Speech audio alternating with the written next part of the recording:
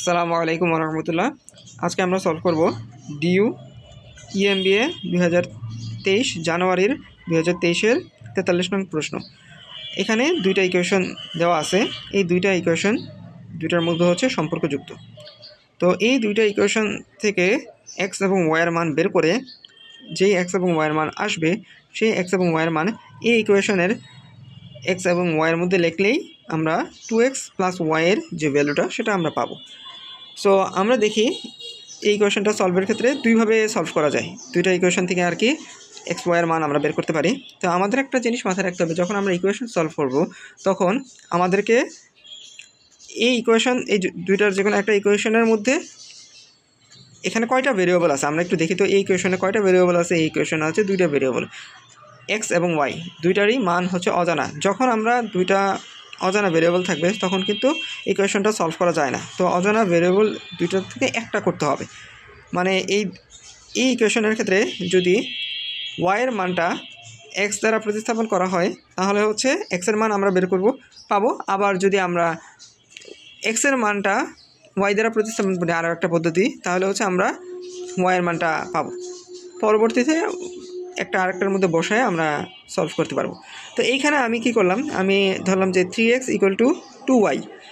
তো আমরা ওয়াইয়ের মানটা নিই 3x = 2y। তাহলে আমরা এই 2টাকে নিচে নিয়ে আসি, 3x/2 = y। তাহলে আমরা ওয়াইয়ের একটা ভ্যালু পেলাম। ওয়াইয়ের ভ্যালু কত? 2x/2। এই মানটা আমরা ওয়াইয়ের জায়গায় বসাই দিই। আমরা একটু ম্যাথটা করি তাহলে বুঝতে সুবিধা হবে। তো আমরা প্রথমে এই কোশ্চেনটাকে আমরা এখানে নিলাম, নেওয়ার পর হচ্ছে আমরা ওয়াইয়ের মানটা বের করলাম 3x/2 ওয়াইয়ের মানটা কত? এটা। তো এটা আমরা একটা 1 নং সমীকরণ দিয়ে রাখলাম, কারণ এক্সের মান হচ্ছে আমরা এখন ওইখানে এক্সের মানটা আমাদের বের হবে। আমরা এই ইকুয়েশনটা গিভেন ইকুয়েশন যেটা আছে নিলাম।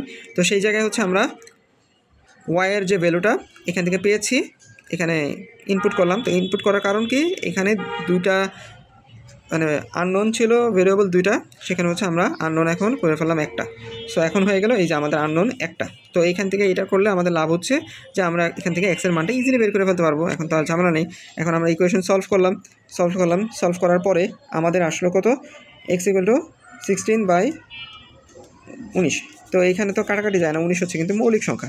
তো আমরা এখন কি করবো, এই যে এক্সের মানটা পেয়েছি এইটা এই জায়গায় আমরা হচ্ছে বসাই দেবো। 1 নং যে সমীকরণ আছে এক্সের মানটা বসাই দেবো।